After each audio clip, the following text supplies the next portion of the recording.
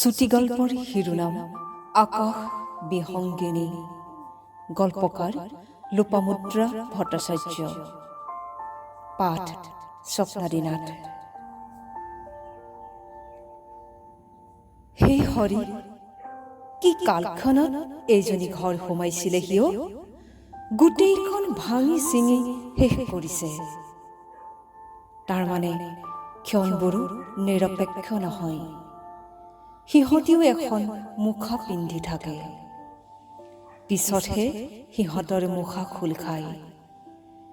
পুখুৰীৰ পাৰত ধুই অনা বাচন জাপৰ পৰা কাঁচৰ গিলাচটো পৰি ভাঙি যাওঁতে আইতাকে মাকক বকিছিল, আৰু তেতিয়াই বিদ্যাৱতীয়ে প্ৰথম শুনিছিল, বুজিবলৈ যত্ন কৰিছিল কালক্ষণৰ কথা। ডাঙৰ হলত দেখিছিল দেউতাকে যিকোনো সকাম নিকাম কাম কাজৰ আগত কালপুৰুষ পঞ্জিকাখন উলিয়াই লৈ অমৃতক্ষণ, কালবেলা, বাৰবেলা আদি বিভিন্ন সংযোগ চাই লৈছিল। পিছলৈ পদাৰ্থ বিজ্ঞানত স্নাতকোত্তৰ হোৱা বিদ্যাৱতীয়ে ষ্টিফেন হকিন্সৰ এ ব্ৰিফ হিষ্ট্ৰী অফ টাইমখনো পঢ়িছিল। বিশ্ব ব্ৰহ্মাণ্ডত সময়ৰ অৱস্থিতিক এক বৈজ্ঞানিক দৃষ্টিভংগীৰে বিশ্লেষণ কৰি চাইছিল। পিছে সৰুকালৰ কালক্ষণৰ চামনিখন যেন মানুহজনীৰ পিঠিৰ ফালে লিপিত খাই থাকি গ'ল। সময়ে কেতিয়াবা পৰ্বতৰ দৰে থিয় হৈ প্ৰত্যাহ্বান আগবঢ়ায়। বিদ্যাৱতীৰ স্বামী মৃত্যুঞ্জয় শৰ্মাৰ লগত ঘটা দুৰ্ঘটনাৰ সময়খিনি কালক্ষণ আছিল নে নাই তেওঁ পিছে নাজানিলে।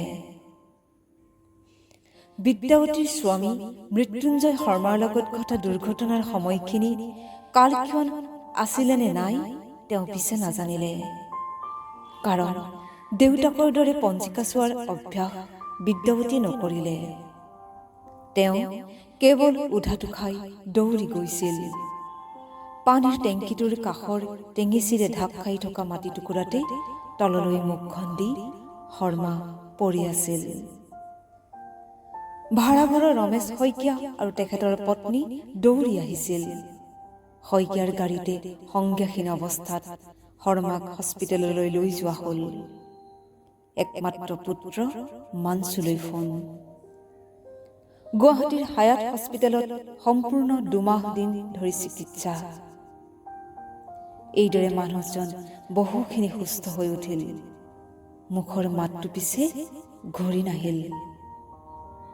কথাবোৰ কয়, কিন্তু কোনেও ভালদৰে বুজিব নোৱাৰে। লগতে শৰীৰৰ তলচুৱাও অকামিলা হৈ পৰিল। স্বামী তথা ঘৰখনৰ সমস্ত দায়িত্ব বিদ্যাৱতীৰ ওপৰতে পৰিল। কলেজৰ চাকৰিটোৰ দিশ বাণী শেষ হ'বলৈ 3টা বছৰ বাকী থাকিলেগৈ। বিদ্যাৱতীয়ে শেষবাৰে অৱসৰ গ্ৰহণ কৰিলে।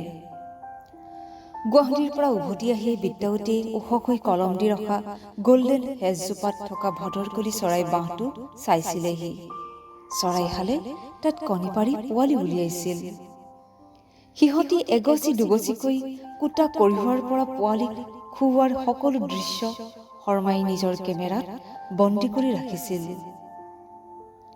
কলেজৰ পৰা আহি গাটো ধুই লৈ বাৰান্দাত থকা বগা ৰং কৰা পুৰণি বেতৰ চকীখনত বহি বিদ্যাৱতীয়ে সিহঁতশালৰ সুখৰ সংসাৰখনৰ উমখিনি হাতত লৈ থকা চাহখিনিত জুবুৰিয়াই দি এক বিশেষ আমেজত বুৰ গৈছিল। গুৱাহাটীত হস্পিটেলৰ কোঠাৰ পৰা দেখি থকা তলৰ গল্ডেন হেজৰ শাৰীবোৰে বিদ্যাৱতীক চৰাইহালৰ কথা পাহৰিবলৈ দিয়া নাছিল। ঘৰলৈ উভতিয়েই সেয়েহে তেওঁ হেজজোপাত ভুমুকি মাৰিছিল। বাঁহটো আছে, কিন্তু তাত পোৱালিও নাই, চৰাইহালো নাই। ঢাপৰ কথনাজোপাত পিছদিনা ৰাতিপুৱা বিদ্যাৱতীয়ে 4টা ভদৰকলি দেখিলে। পোৱালিকেইটা উৰিব পৰা হ'ল। সিহঁতৰ এতিয়া মাক দেউতাকৰ প্ৰয়োজন নাইকিয়া হ'ল। বিদ্যাৱতীৰ মানচুলে মনত পৰিল। এটা সময়ত ঘড়ীৰ কাঁটাকেইডালত তেওঁৰ মানচুৰ জীৱনৰ প্ৰতিটো ক্ষণ বান্ধি থৈছিল। কেতিয়া উঠিব, কি খাব, কি নাখাব, মানচুৰ হোমৱৰ্ক, প্ৰজেক্ট, পৰীক্ষা, table tennis class, art class, guitar class, এই সকলোবোৰক লৈ বিদ্যাৱতীৰ দিন ৰাতি পূৰ হৈছিল। কলেজত থকা সময়ছোৱাতো মানচুৰ চিন্তা মনৰ পৰা এখন্তেকো দূৰ নহৈছিল। কিন্তু আজি সেই মানচু এক উৰণীয়া পক্ষী হ'ল, ঠিক এই ভদৰকলিৰ পোৱালি কেইটাৰ দৰে। মোবাইল ফোনৰ ৰিংটনতহে আহে এতিয়া তাৰ খবৰ। বুজিছ বিদ্যা, এই বছৰতে মানচুৰ বিয়াখন সোনকালে পাতি দে। মৃত্যুঞ্জয়ৰ এই অৱস্থা, বোৱাৰীজনীৰ মুখখন দেখিলেও অন্তত মনতে ভাল পাব দেচোন। ডিব্ৰুগড়লৈ বিয়া হোৱা বায়েকৰ কথাকেইটাৰ বিশেষ প্ৰত্যুত্তৰ বিদ্যাই নিদিলে। মানচু ৰজনী নামৰ দক্ষিণ ভাৰতীয় বান্ধৱী এজনীৰ লগত লিভিং টুগেডাৰত আছিল। মাকক সেই কথাটো জনাইছিল। দেউতাকক জনাবলৈ বিদ্যাই ভয় খাইছিল। এই বছৰৰ পূজাৰ বন্ধতে সেইজনী ছোৱালীকে বিয়া কৰোৱাৰ কথা আছিল। কিন্তু ছমাহমানৰ আগতে তাই মানচুৰ লগ এৰি দিলে। সি এতিয়া মানসিকভাৱে ভাগি পৰিছে, বিয়াৰ কথা শুনিবই নিবিচাৰে।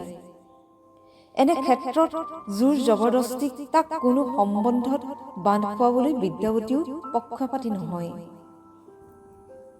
দেওবাৰৰ অকলশৰীয়া ৰাতিপুৱাটো খিৰিকীৰ কাষত বহি চাহৰ কাপত চুমুক দি মানচু এতিয়া গভীৰ চিন্তাত নিমগ্ন হৈ আছে। সি গুৱাহাটীৰ পৰা অহা প্ৰায় এমাহেই হ'ল। অহাৰ আগে আগে মাকৰ একাউণ্টটোলৈ অলপ পইচা ট্ৰেন্সফাৰ কৰি আহিছে। যদিও সি জানে যে মাক দেউতাকে বুঢ়া কালতো সকলো সা সুবিধাৰে সৈতে থাকিব পৰাকৈ ব্যৱস্থা কৰি ৰাখিছে। এনজিঅ' এটাৰ লগত যোগাযোগ কৰি দেউতাকৰ প্ৰতিপাল কৰিবলৈ ছোৱালী এজনীৰো বন্দোবস্ত কৰি দিলে। চিন্তাৰ এখন জালে যে তাক এতিয়াও মেৰিয়াই ধৰিছে। সি ভাবিছে, ৰজনীৰ কথা ভাবিছে, দেউতাকৰ অসুস্থতাৰ কথা ভাবিছে, মাকৰ কষ্টৰ কথা ভাবিছে। কিন্তু কিবা জানো সি কৰিব পাৰিছে? এই মেট্ৰ' চহৰখন তাৰ বৰ অচিনাকি লগা হৈছে। দৰাচলতে চহৰবোৰ কাৰোৰেই আপোন নহয়। ইয়াত কোনো কাৰো নহয়। ভিৰৰ মাজত থাকিও এক বিচ্ছিন্ন জীৱন। ৰজনী যেতিয়া তাৰ লগত আছিলে, সি ভুলতে বহু কথা ভাবি পেলাইছিল। মাক দেউতাকৰ দৰে সিহঁতি সদায় একেলগে থাকিব, বিয়াখন অহা বছৰতে পাতিব ইত্যাদি। কিন্তু তাক আউটডেটেড কৰি ৰজনী গুচি গ'ল অন্য কোনো সোণ হৰিণৰ সন্ধানত। গুৱাহাটীৰ এয়াৰপৰ্টৰ পৰা এটা নতুন চিন্তাই তাৰ মনত খুন্দা দিবলৈ ধৰিছে। চাকৰিটো এৰি সি বাৰু অসমলৈ ঘূৰি যাব নেকি? দেউতাকৰ শেষৰ সময়খিনিত কাষত থাকিব পাৰিব, মাকৰো সহায় হ'ব। সি বিচাৰিছে যে ফোনটো বাজি উঠক আৰু মাকে তাক ঘৰলৈ ঘূৰি যাবলৈ কওক। অথচ সি জানে মাকে কেতিয়াও তেনে নকৰে। সি চাকৰিটো পাওঁতে কিমান আনন্দ কৰিছিল এইহাল মানুহে। চুৰট কলৰ NITত পঢ়ি থাকোঁতেই কেম্পাছ ইণ্টাৰভিউত সি চাকৰিটো পাইছিল। সকলোবোৰ ভাল দেখি সি জইন কৰিছিল। প্ৰথমবাৰ ছুটীলৈ ঘৰলৈ যাওঁতে সি মাকৰ কাৰণে নিছিল এখন কাঞ্জীভৰম শাড়ী আৰু দেউতাকৰ কাৰণে এটা ছেমি DSLR কেমেৰা। দেউতাকক কেমেৰাটো দিওঁতেই অতীতৰ বহু স্মৃতিয়ে তাৰ মনত ক্ৰিয়া কৰিছিল। সৰুতে দেউতাকৰ চকুৰেই সি প্ৰকৃতিৰ সৌন্দৰ্য উপভোগ কৰিবলৈ শিকিছিল। আকাশত জিলিকি থকা মেঘৰ অনুপম ভাস্কৰ্য, সন্ধিয়াৰ নিৰ্মুখী পক্ষী, সূৰ্যোদয় সূৰ্যাস্তৰ অতুলনীয় দৃশ্যৰাজি। তাতোকৈও দেউতাকে তাক সিহঁতৰ বাৰীত সঘনাই দেখা পোৱা চৰাইবোৰ চিনিবলৈ শিকাইছিল। হালধীয়া সখীয়তী, সেউজী হেটুলুকা, নীলা আৰু বুকু, বগা মাছৰোকা আৰু কত আছে কি। ৰীল ভৰোৱা কোডাকৰ সাধাৰণ কেমেৰাটোৰে দেউতাকে তাৰ লগত এদিন পিছফালে হঠাতে দেখা হাইঠা চৰাই কেইটামানৰ ফটো তুলিবলৈ গৈছিল। ফটো তুলিছিল। কিন্তু ফটোখনত হাইঠাকেইটা কেৱল অনুমানহে কৰিব পৰা গৈছিল। তেতিয়াই দেউতাকে কৈছিল, আজিকালি দূৰৰ বস্তু একেবাৰে ওচৰৰ পৰা দেখাকৈ তুলিব পৰা কিছুমান কেমেৰা ওলাইছে। এইবোৰ ফটো তেনেকুৱা কেমেৰাতহে ভাল আহে, বহুত দাম সেইবোৰ কেমেৰাৰ। মানচুৱে তেতিয়া দেউতাকৰ মুখলৈ চাই নীৰৱে কেৱল ভাবিছিল, কিমান দাম হ'ব পাৰে সেই কেমেৰাবোৰৰ। প্ৰথম দৰমহাৰে দেউতাকলৈ কিবা এটা কিনো বুলি ভাবোতে বতাহত ৰিণি ৰিণিকৈ ভাহি আহিছিল দেউতাকৰ মুখৰ কথাকেইটা। উপহাৰটো তুলি লৈ দেউতাকৰ চকুমুখত ফুটি উঠা পৰিতৃপ্তিৰ ভাৱটো তাৰ মন চকুৱে ধৰি ৰাখিছিল। কিন্তু সেই সুখ ক্ষণটোৱেই যে এদিন দুখৰ বাৰ্তা বাহক হ'ব, মানচুৱে জনাৰ কোনো উপায় নাছিল।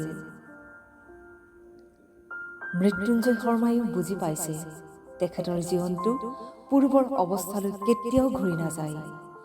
সম্পূৰ্ণ লোকৰ ওপৰত নিৰ্ভৰশীল হৈ পৰা জীৱনটোৰ প্ৰতি শৰ্মাৰ বিৰাগ জন্মিবলৈ লৈছে। বিয়লিবেলাত জীৱনৰ প্ৰেমত নতুনকৈ তেখেতে নিজকে আৱিষ্কাৰ কৰিছিল। কিন্তু প্ৰেম যে মায়াবিনী, ক্ষণভংগুৰ, নিষ্ঠুৰ নিয়তিৰহে জয় হৈ আহিছে সদায়। বিদ্যাৱতীৰ কষ্ট দেখি তেওঁ ভিতৰি ভিতৰি জ্বলি পুৰি মৰে।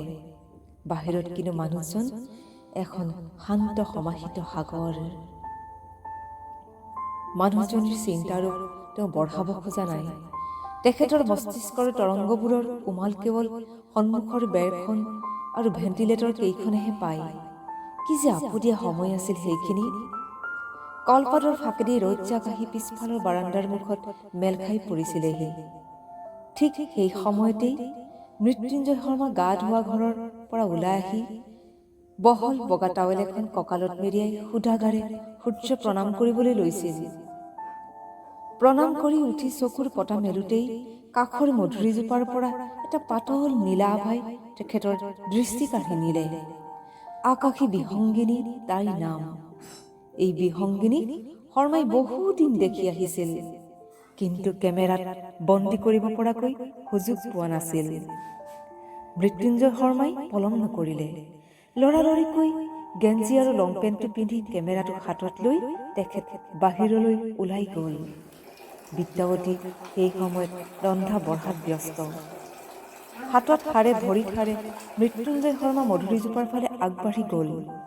সেই নিৰ্দিষ্ট ডালটোত কেমেৰাৰ লক্ষ্য স্থিৰ কৰিলে, কিন্তু হাই, তাই যে তাত নাই।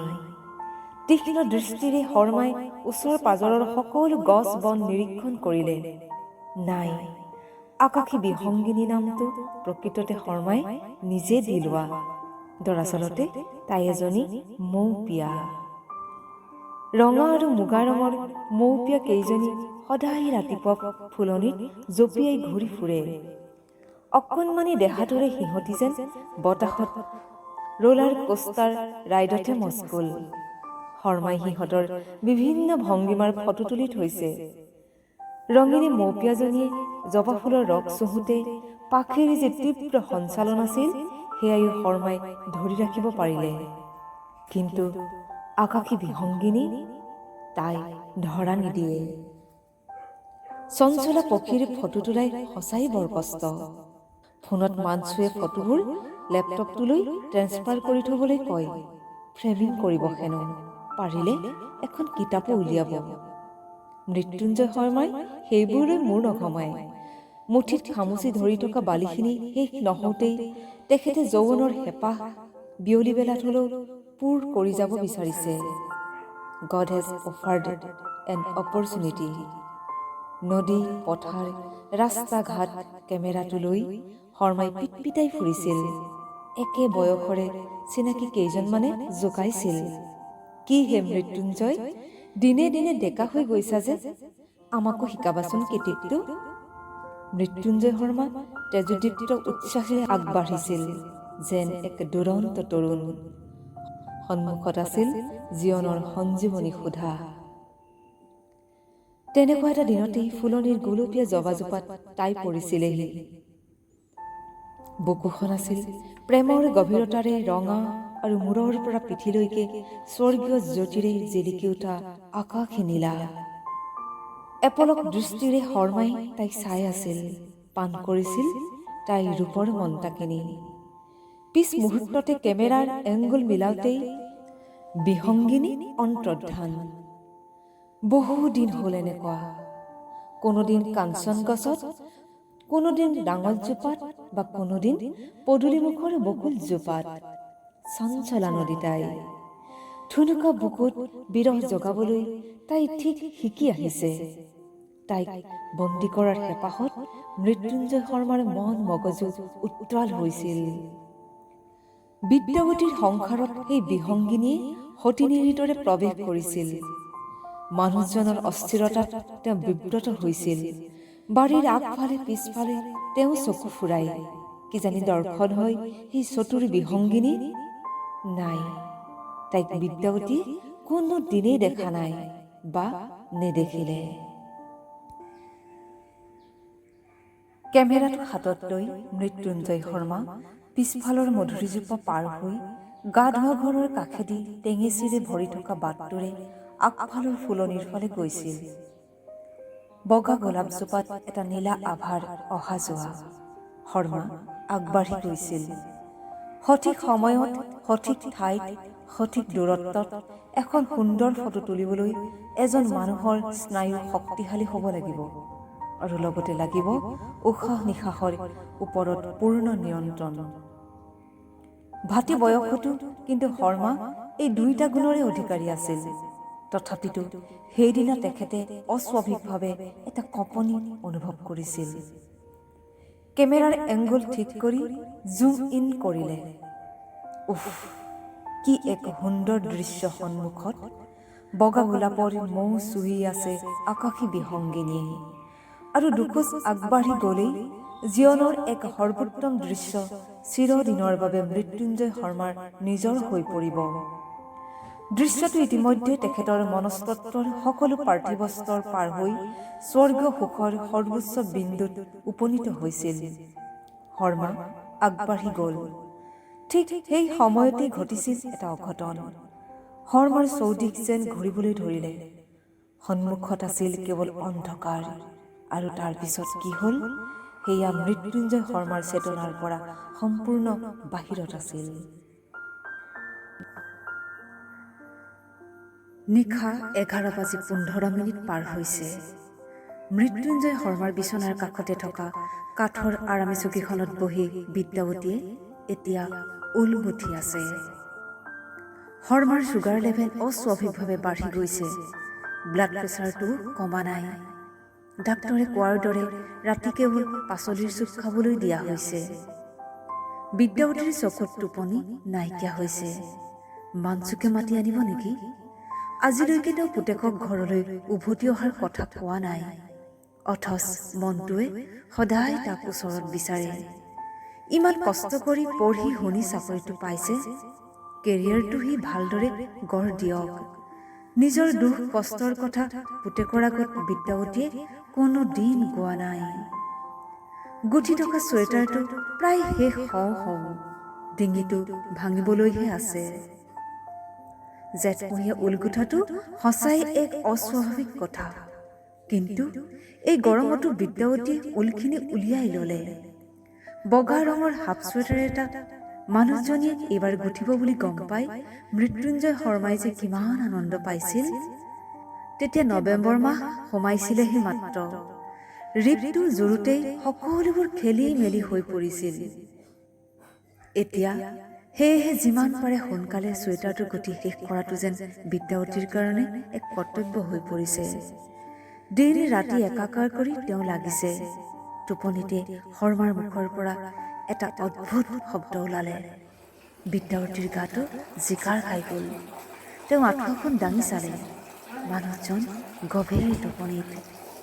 ভৰিকেইটা চুই চালে, অলপ ঠাণ্ডা। পাতল কাপোৰখনেৰে ঢাকি দিলে। পুনৰ বিদ্যাৱতী চুৱেটাৰ গোঠাত মগ্ন হ'ল। কিয় জানো তেওঁৰ এনে লাগিছে যেন হাতত সময় তেনেই তাকৰ। এনজিঅ'ৰ ছোৱালীজনী কাষৰ কোঠাটোত এতিয়া শুই আছে। নিশাৰ নিৰ্জনতাখিনি যেন কোলাহলপূৰ্ণ হৈ উঠিছে। বিদ্যাৱতীৰ হাতৰ সঞ্চালন ক্ৰমাৎ ক্ষিপ্ৰতৰ হৈ পৰিছে। মৃত্যুঞ্জয় বিচৰাৰ দৰে বিদ্যাৱতীয়ে কোঠাৰ বেৰবোৰ কেমেৰাত থকা আলোকচিত্ৰৰে ভৰাই পেলালে। মানুহজনে দেখুৱাই দিয়াত সন্মুখৰ বেৰখনৰ মাজভাগ ফটো এখনৰ জোখাৰে খালী কৰি থোৱা হ'ল। সেই স্থান কাৰ কাৰণে বিদ্যাৱতীয়ে নিশ্চয় জানিছিল। আকাশী বিহংগিনীক আজিকালি প্ৰায় বিদ্যাৱতীয়ে এজনী সতিনীৰ দৰে ভাবিবলৈ লৈছে। মায়াবী সতিনী, এজনী কালিকালকা চৰাই। বিদ্যাৱতীৰ মনলৈ এক সন্দেহৰ ভাৱো আহিছে। মৃত্যুঞ্জয়ে কোৱাৰ দৰে চৰাইজনী তেওঁ আজিলৈকে নেদেখিলে। এতিয়া সুৰুঙা পালেই তেওঁ বাৰীখনত চকু ফুৰাই কোনো দিনেই কিন্তু দেখা নাই। মনলৈ প্ৰশ্ন আহে, আকাশী বিহংগিনী মৃত্যুঞ্জয়ৰ মনৰ এক ভ্ৰম আছিলে নেকি বাৰু? তথাপিতো বিদ্যাৱতীয়ে প্ৰাৰ্থনা কৰে শৰ্মাৰ মনৰ আশা পূৰ্ণ কৰি আকাশী বিহংগিনী খোলা ভেণ্টিলেটৰখনতে পৰখি। বেৰৰ খালী ঠাইখিনি শূন্যতা পূৰ্ণতাৰে ভৰি পৰক। দিনটোৰ সৰহখিনি সময় মৃত্যুঞ্জয় শৰ্মাই স্থিৰভাৱে বেৰৰ খালী ঠাইখিনিলৈকে চাই থাকে। বিদ্যাৱতী অসহায় হৈ পৰে। শূন্যতাৰ ঠাই সদায় বহল হৈ পৰে নেকি বাৰু? বিদ্যাৱতীৰ মনৰ ভিতৰৰ খালী ঠাই এটুকুৰা দিনে দিনে যেন বাঢ়ি যাবলৈ ধৰিছে। শূন্য ঠাইবোৰ আমি যিমানেই পূৰ কৰিবলৈ বিচাৰোঁ, শূন্যতাই যেন বহলকৈ বেঙা মেলি এখোজ আগবাঢ়ি যায়। বিদ্যাৱতীৰ দীঘল হুমুনিয়াহটো ৰাতিৰ শূন্যতাত বহুপৰ উপঙি থাকিল। আঁঠুৱাখন দাঙি তেওঁ পুনৰ নিজৰ মানুহজনৰ মুখখন চালে। বিদ্যাৱতীৰ এনে লাগিছে যেন মৃত্যুঞ্জয় শৰ্মা শূন্যতাৰ লগত মিলি গৈছে। নিসংগতাই মানুহজনীক চেপি আনিছে। এই কেইদিনত চুলিবোৰো সম্পূৰ্ণ পকি গ'ল। এই সময়ত তেওঁ বাৰু কোনবোৰ কথা মনলৈ আহিব লাগে? বিয়া হৈ অহা দিনৰ কথা, মাঞ্চু জীৱনলৈ অহা দিনটোৰ কথা, নে পতি পত্নী দুই একেলগে কুলু মানালীলৈ যোৱাৰ কথা? নাই, বিদ্যাৱতীয়ে তেনে কোনো কথা ভবা নাই। এই শূন্যতাৰ চাদৰৰ তলত যেন সকলোবোৰ স্মৃতি জাহ যাবলৈ ধৰিছে। শেষ ৰাতিলৈ বিদ্যাৱতীয়ে চুৱেটাৰটো গুঠি সম্পূৰ্ণ কৰিলে। চুৱেটাৰটো কোলাত লৈ এটা সময়ত বিদ্যাৱতী চকিতে টোপনিত ঢলি পৰিল। পৰ্দাৰ ফাঁকেদি অহা বাহিৰৰ ৰ'দখিনিয়ে বিদ্যাৱতীৰ চকু মেল খুৱাই দিলে। সাৰ পাই তেওঁ গোটেই শৰীৰটোতে এক অসহ্যকৰ বিষ অনুভৱ কৰিলে। এইদৰে টোপনি ক্ষতি তেওঁ হয়তো কৰিব নালাগিছিল। যেনে তেনে চকীখনৰ পৰা উঠি বিদ্যাৱতীয়ে কোঠাৰ খিৰিকীকেইখন খুলি দিলে। আনদিনা খিৰিকী খোলাৰ শব্দত মৃত্যুঞ্জয় সাৰ পাই যায় আৰু নিম্ন স্বৰত এটা কাহ মাৰে। কিন্তু আজি তেনে একো সাৰ শব্দ নাই। এইকেইদিন মানুহজনক কফেও বৰ কষ্ট দিছে। বিদ্যাৱতী আঁঠুৱাখন খুলি দিলে।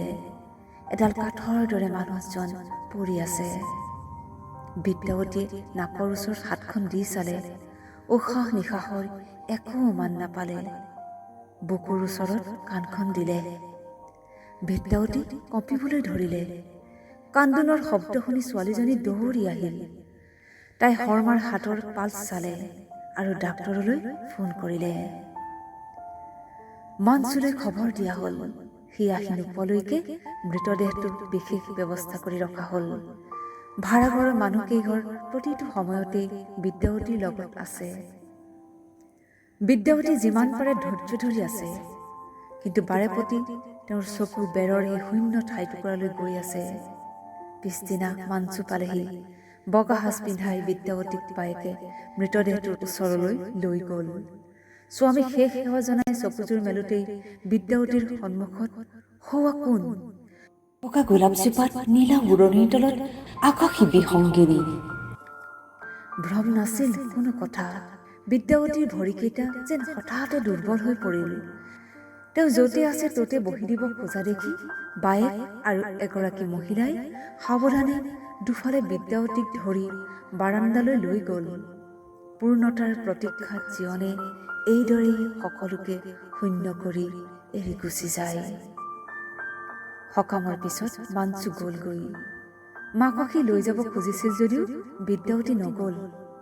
ল'ৰাটো যোৱাৰ পিছত ভাড়াঘৰৰ মানুহবোৰে বিদ্যাৱতীক প্ৰায় ডিঙিত কেমেৰাটো ওলমাই বাৰীত ঘূৰি ফুৰা দেখিবলৈ পালে। তেওঁলোকৰ দুই এজনে মানচুলৈ ফোন কৰি মাকৰ এনে অস্বাভাৱিক আচৰণৰ কথা জনালে। মানচুৱে মাকক ফোনতে বহু বুজনি দিলে, কিন্তু বিদ্যাৱতী সলনি নহল। এদিন মধুৰিজোপাৰ তলতে ঘৰৰ কাম কৰা ছোৱালীজনীয়ে বিদ্যাৱতীক পৰি থকা পালে। সেই সময়ত কেমেৰাটো তেওঁ বুকুৰ মাজতে সাৱটি আছিল। মাক দেউতাক দুয়োজনৰে ওচৰা ওচৰিকৈ চাঙি দাঙিবলগীয়া হোৱাত মানচুৰ মনৰ খালী ঠাই টুকুৰাত শূন্যতাই কুৰুকিবলৈ ধৰিছে। ঘৰখনত থকাটো তাৰ বাবে যন্ত্ৰণাদায়ক হৈ উঠিছে। সি লৰালৰিকৈ বাংগালোৰলৈ যাবলৈ সাজু হ'ল। বেৰৰ খালী ঠাইখিনিত তাৰো চকু পৰিছে। মাকৰ মুখত সিও শুনিছিল আকাশী বিসংগিনীৰ কথা। নিজৰ কাৰণে দুটা কোঠা আছুতীয়াকৈ ৰাখি সি ঘৰৰ বাকী অংশ ভাড়া দি থৈ যোৱাৰ কথাই ঠিক কৰিলে। লাগতিয়াল বস্তুবোৰ কাম কৰা ছোৱালীজনীৰ লগত লাগি সি কোঠা দুটাত ভালদৰে সামৰি থলে। মাক দেউতাকৰ কিছুমান স্মৃতি সি লগত লৈ লৈছে। ইয়াৰ মাজতে দেউতাকক উপহাৰ দিয়া কেমেৰাটোও আছে। দেউতাকৰ মৃত্যুৰ পিছত মাকে কেমেৰাটো লৈ বাৰীত ঘূৰি ফুৰা কথাটো তাৰ হঠাতে মনলৈ আহিল। মাকে তোলা ফটো এখন চাবলৈ তাৰ বৰ মন গ'ল। সি কেমেৰাটো খুলিলে। মধুৰিজোপাৰ ডালত বকুত তেজ ৰঙা হানি আকাশী নীলাৰে ঢাক খাই আছে এজনী অকণমানি মৌপিয়া চৰাই। এইজনীয়ে নেকি আকাশী বিসংগিনী? কি সুন্দৰ দৃশ্য! মৃত্যুৰ আগে আগে তাৰমানে মাকে দেউতাকৰ আশা পূৰ্ণ কৰি থৈ গ'ল। এটা উতলা জলপ্ৰপাত বুকুৱেদি উজাই আহি চকুৰ কোণেদি অহৰহ ববলৈ ধৰিলে। ঠিক সেই সময়তে আবেলিৰ হেলনীয়া ৰ'দজাক আহি বেৰৰ খালী ঠাইখিনিতে পৰিছিলেহি। মানচুৱে সেই খালী ঠাই এতিয়া পূৰ্ণ কৰি থৈ যাব পাৰিব, কিন্তু মানচুৰ যেন বুকুখন ক্ৰমাৎ গধুৰ হৈ আহিছে। অতদিনে কুৰুকি থকা শূন্যতাখিনি তাৰ মনৰ খালী ঠাইখিনি দ আৰু বহল কৰি পেলাইছে। শূন্যতাৰ গহ্বৰত সি লাহে লাহে পোত যাবলৈ ধৰিছে। ধন্যবাদ।